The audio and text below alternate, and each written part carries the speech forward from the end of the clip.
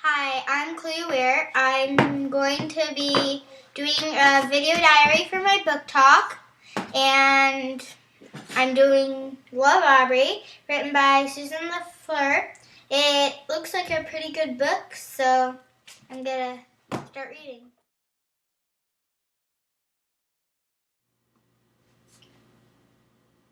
I'm back. So I read the first 2 chapters, and this book, it surprised me. This is not what I expected.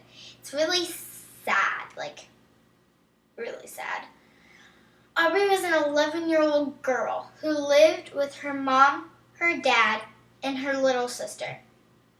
The book begins in summertime, the summer when Aubry's little sister, Savannah, and her dad die in a car crash. Her mom is so upset. She leaves the house one day and doesn't come back. When we meet Aubry, she's living by herself. She eats crackers and cheese every day, 3 times a day. One day, she runs out of cheese. She has to go to the store to buy more food and other supplies. She has enough money left over to buy a new fish named Sammy. She named Sammy.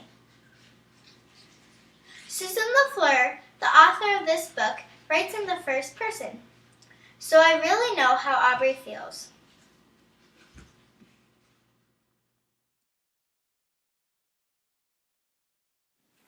Hey, what's up? I'm on chapter 3 of Love, Aubry. It just keeps on getting sadder and sadder. Chapter 3 is about when Aubry's grandma comes and visits her and finds out that Aubry's mom left her. And so Aubry's grandma decides to take her back with her to Vermont. And to get to Vermont, they have to take a town car and a train. Aubry really doesn't want to leave. She tries to convince her that she wants to stay home, and she's really sad when she has to leave. And I personally feel really bad for Aubry because she's never moved before, and now she has to move to a whole different state, and plus she lost her entire family, and she probably feels really alone.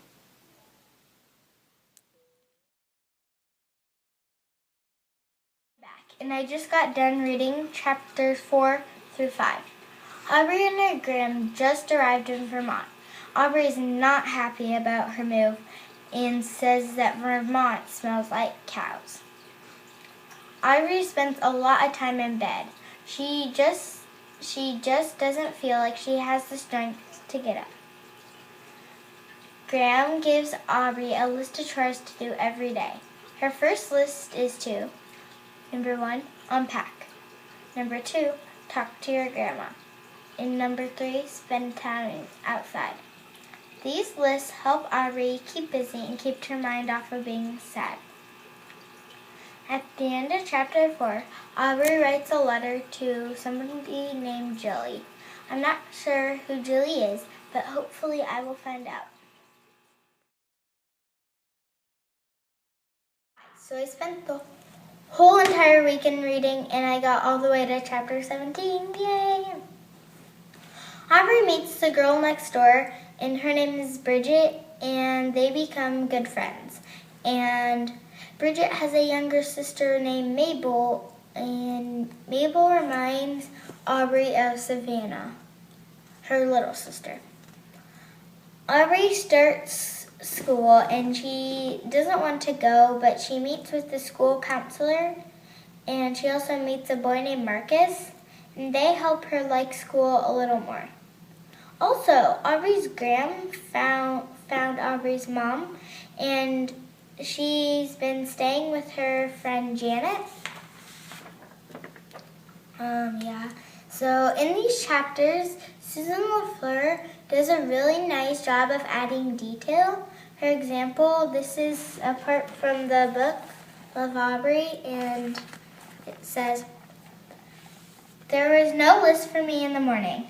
I woke up and lay there for a while, listening to the birds and trees outside my window. A light breeze swept through the screen. The air was fresh. The sheets felt smooth and cold as I pushed them away.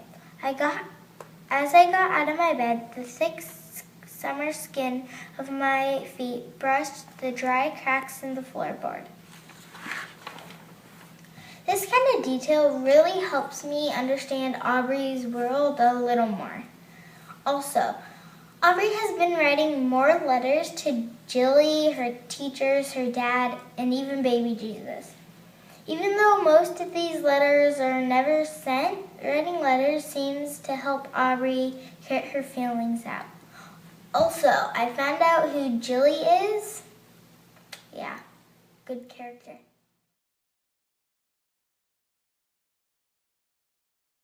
Okay, so I finally finished the book, and wow, a lot really happened in the last 3 chapters. Aubry has a huge decision to make. She had a pretty rough year, but Aubry is a really strong person and has lots of people who love her, and I think her healing has begun. Susan LaFleur is a great author. She has written a couple other books, and I'm going to read those too eventually. But for now, I would highly recommend Love, Aubry. Here it is one more time. Love, Aubry.